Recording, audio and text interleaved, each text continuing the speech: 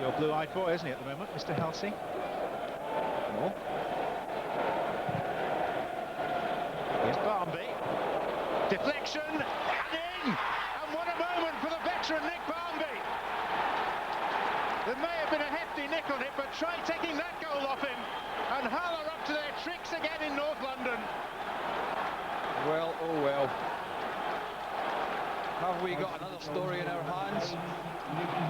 Have they scored too early? Is there such a thing? Certainly finds himself in a hell of a lot of space here, and he certainly gets a fair slice of luck. Keeper's got no chance. I mean, there's no doubt about that, but who's picking up the runner? I think that's the big question. Nobody's the answer. They get the luck from the deflection of Giroud. Doesn't quite get close enough. Well enough midfielders, as I said, they've got the extra man in there. And would you believe it? Well, could it be? Giroud.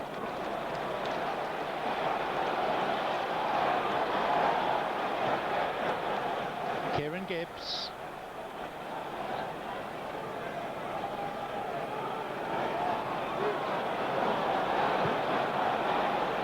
Theo Walcott. Bentner, swing and a miss. Bentner again and a third time, and it'll come for Arshavin and Van Persie!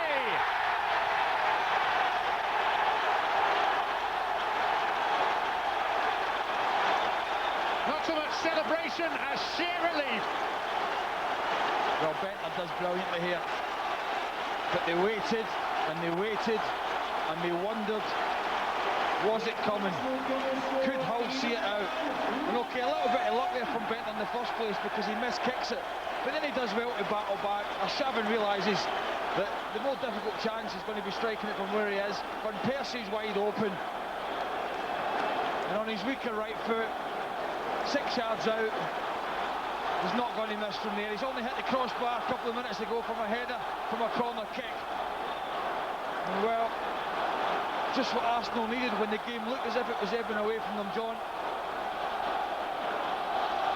Himself to this crowd, is he? Well, to you by the sounds of it.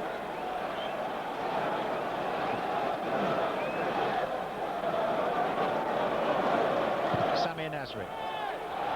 Goalkeeper coming through bodies. He was stranded. Arsenal bundle it in, and they've turned this game around. The deposed captain William Gallas.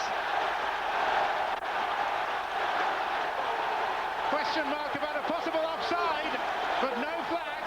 The goal stands, and Arsenal are less than 10 minutes away from an all-London FA Cup semi-final. Yeah, I think the question mark about the offside is because the goalkeeper's already out there. He's committed himself. Now, he has shown in the last 5 or 10 minutes that he's not been comfortable when he comes here. It depends who gets the touch on it here.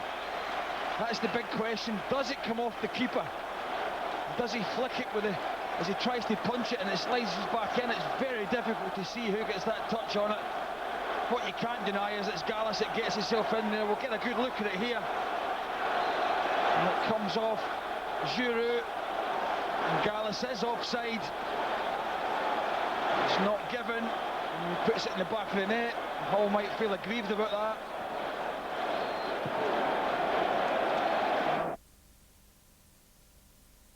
From up and down the divisions, but first the news that Arsenal has set up an FA Cup semi-final with London rivals Chelsea. The Gunners had to battle from a goal down to beat Hull at the Emirates. Nick Barmby's deflected effort on 13 minutes put them ahead. Robin Van Persie equalised, and there was no need for the replay as William Gallas steered home the winner, although there was a suspicion of offside. In a bad-tempered ending, Arsenal's Cesc Fabregas, who didn't play, has been accused by Hull of spitting at their assistant manager Brian Horton in the tunnel. I was there, I witnessed it.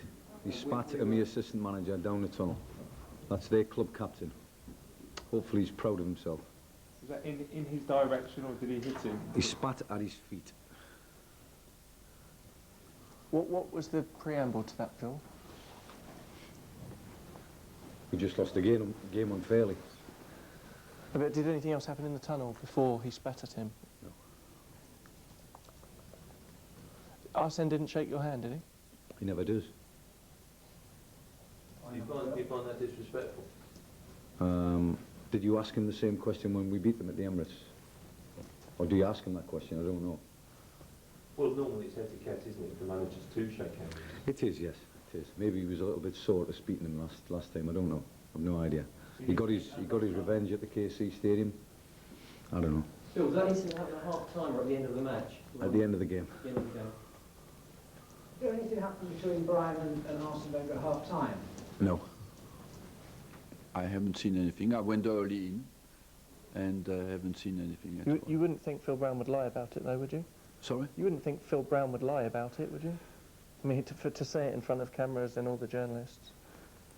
I don't know what he has seen. You asked me what have I seen. I said nothing. Okay. I'm here to speak about football, and the rest, I'm not a specialist to create newspaper stories or to create things that a minor thing that might have happened in the tunnel that I didn't see. I'm sorry, I cannot speak about something that I haven't seen. And there has been a statement from Cesc Fabregas on this controversy. The Arsenal club captain says, "I categorically deny that I spat at anybody after the match. I have never done this in my whole career on the pitch, so why would I do it when I'm not even playing? I can understand the frustration of losing a game to a dubious goal. That has happened to me many times in my career as well, but it is not the fault of me or any of the Arsenal players." So this is the way the semi-final draw looks. It is a repeat of the '95 final, Everton against Manchester United and Chelsea facing Arsenal. Both those ties at Wembley on the weekend of April the 18th and 19th.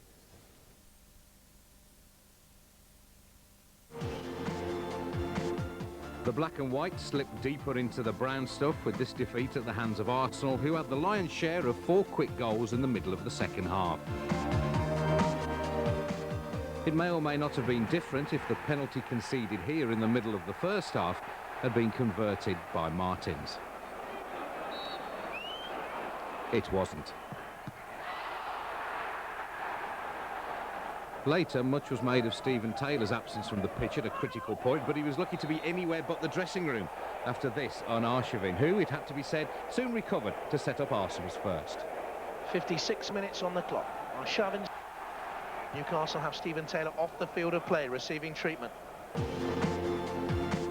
Stoke still have the Champions lead at the top of the Barclays Premier League is down from 7 points to 1. Liverpool have had the temerity to accrue a better goal difference than United. Mind you, the champions do have that game in hand, which comes at Wigan in May. The Villa are now 3 points adrift of Arsenal in the race for the last Champions League spot.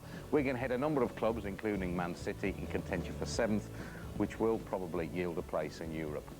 Sunderland remain 3 points above the relegation zone after defeat at Eastlands, with Hull a point above them. Still time for the bottom 3 to turn things round. Remember the great escape sprung by West Ham, Fulham, West Brom recent seasons? Who knows?